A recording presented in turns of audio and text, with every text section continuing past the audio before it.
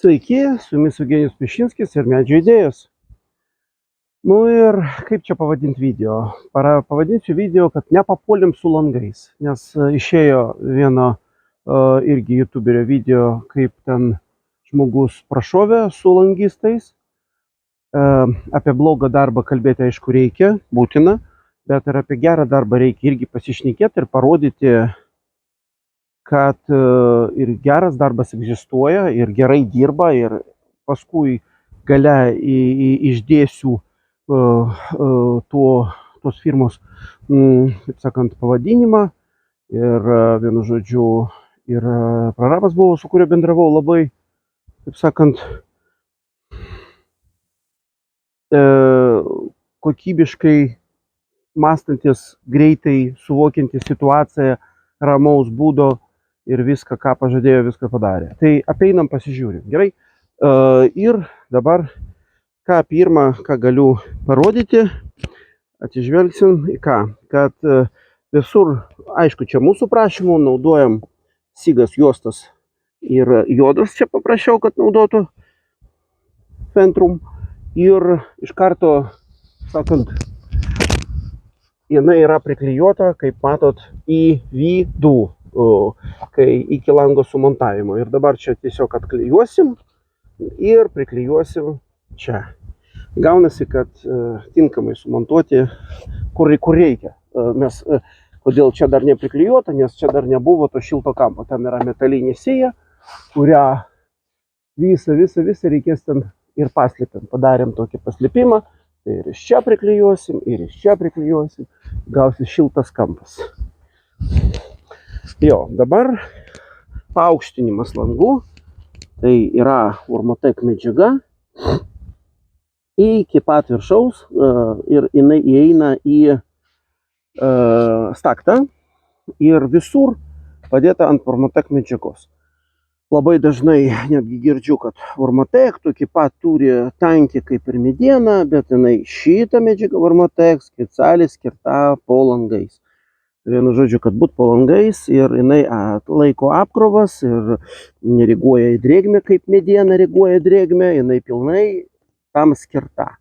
Tai vat, kai žmonės nežino, daug kalba, bet reikia suprasti, kad tinkamas medžiagas reikia naudoti tinkamose vietose. Ir dabar irgi praklijuota viskas su ta Ferum. Ir atkreipkite dėmesį. Tas vadinamas makaronas, tas tašas buvo nuimtas, matosi, mes juodai nudažėm su specialinis žiemą stovėjo, kad nepūtų tie tašai. Vienu žodžiu nuimtas ir užklijuota už jo, ne ant jo, o už jo. Tas yra gerai. Ir čia įklijuota į vidų. Vienu žodžiu padarė kaip priklauso. Vadinasi, moka ir žino. Na, aišku, galiu pasakyti, prieš tai buvo pokalbis ir ne vienas. Prieš montavimą tų langų buvo pasakyta, kad visas šitas dalykas tikrinsim, kad tašus nuimti, kad visur tą lentą juostą užklijuoti, kad vienu žodžiu, kad žinom tą technologiją ir kad mes tikrai, kaip sakyt, tą dalyką prakontroliuosim. Vat tas yra svarbu, kontrolė. Ir viskas atitiko tai, ko norėjom, sakant, nevažinėjom, už nugaros nestovėjom, bet žmonės tikrai kokybiškai padarė. Čia dabar bus visur laštakis, aišku, plėvelė ant laštakio eis, čia laštakis po apačią ir čia plėvelė ant jo klijuosis. Čia dabar dar va, čia va, visas prasandarinta irgi ir visur, kaip matot, užklijuota ir čia į vidų ta juosta, irgi į vidų. Visur viskas padaryta kokybiškai. Jeigu kokybiškai padaryti, visi ten tie langai taip suformuoti, padaryti. Kai mes darysim jau aplink angokraščius medinius termo, tai mes aišku šitą juostą visą nuimsim. Visą. Bet ant jos net neužklijuota, niekas jinai pilnai nusiima. Tai dar mums jinai netrukdo nei kiek. Langai aliumininiai. Visur viskas praklijuota. Ir va taip gali rodyti, ten aišku 10 langų, bet visi vienodai kokybiškai padaryti. lazeriu tikrinom netgi apačią, viskas vienodai. Ir svarbiausia, kad irgi visur tinkamai priklijuota ta juosta sandarinimo, kuri yra paslėpė tą plyšį, kuris užpučiamas. Čia tas pats. Tas yra labai svarbu. Dabar užeisim į vidų ir pažiūrėsim viduje. Taip, tai toliau viskas viduje yra praklijuota irgi. Viduje čia viskas praeita, visur irgi pasandarinta, iš vidaus užklijuota ir iš karto ant stakto. Viskas gerai. Ir netgi šitie visi paslėpti prasandarinti, viskas čia padaryta.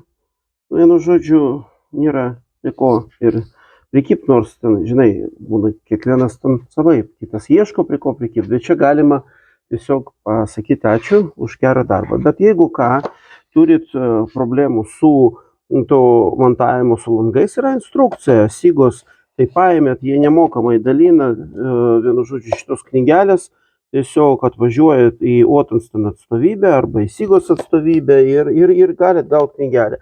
Ir ten, tarkim, visi tie praklijavimai, sistematizavimas, visas kokia juosta, kur naudojama, viskas yra parodyta, kuo puikiausiai. Ir jūs galit visą šitą lietuviškai gauti, visą šitą knygelę ir naudotis. Ir jeigu atsiranda klausimų, ar tinkamai ar netinkamai panaudotas tam tikras produktas, jūs galite tiesiog atversti šitą knygelę ir visą tą dalyką parodyti ir įvertinus tą, vienu žodžiu, kaip sakant, kaip čia viskas paaiškinta, kaip čia viskas parodyta ir galit maža to, aišku, čiagi daug ką pagal nuojautą, bet vis tiek instrukciją naudotis taigi reikia kažkokią. Tai ir visą tą dalyką jūs galite ramiai, kaip sakant, pažiūrėti. Jinai visiškai yra lietuviška, angliška instrukcijas, viskas. Va čia pagrindinis dokumentas, pagrindinė instrukcija, kurią naudojamės, kai dirbam su sandarinimo juostomis.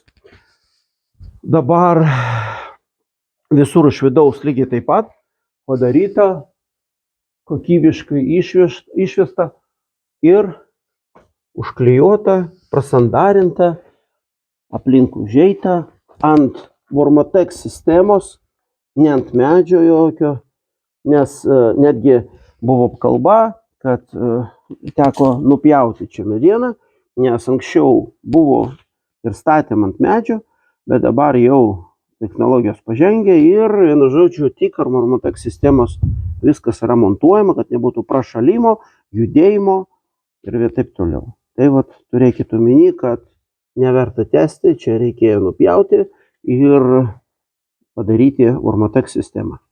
Pakelimą, nes nuo čia bus grindys, apšiltinimo sluoksniai ir taip toliau. Tai vienu žodžiu galiu pasakyti tik tai, kad yra ir kurie gerai dirba ir langus montuoja gerai, bet patarimas, aišku, tikrinti, kontroliuoti situaciją ir naudotis instrukciją.